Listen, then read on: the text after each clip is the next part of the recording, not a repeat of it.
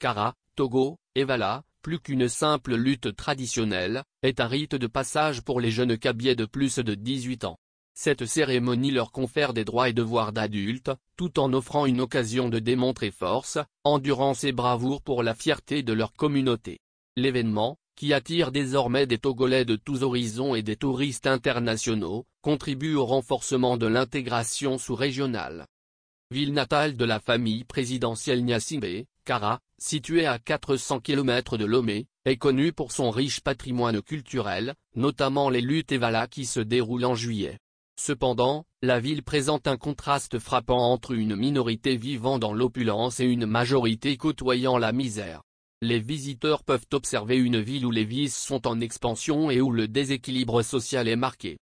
Les festivités d'Evala, bien qu'enracinées dans la tradition, ont aussi leur côté sombre. La consommation excessive d'alcool et de produits illicites, ainsi que la prostitution, augmente pendant cette période. Les habitants, souvent en proie à la pauvreté, sont tentés par les visiteurs cherchant des plaisirs éphémères. Cette situation entraîne des conséquences graves telles que les grossesses non désirées et la propagation du VIH-Sida. Selon Kouméalo, une résidente de Kara, en période d'Evala, il se passe des choses terribles ici à Kara. Les filles parmi lesquelles des femmes mariées courent derrière ceux qui sont venus d'ailleurs. Cette réalité est partagée par de nombreuses jeunes filles et femmes, y compris des étudiantes cherchant des moyens de subsistance.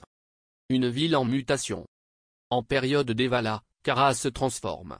Les hôtels, bars et chambres de passage, appelées ambassades, se multiplient pour accueillir les foules.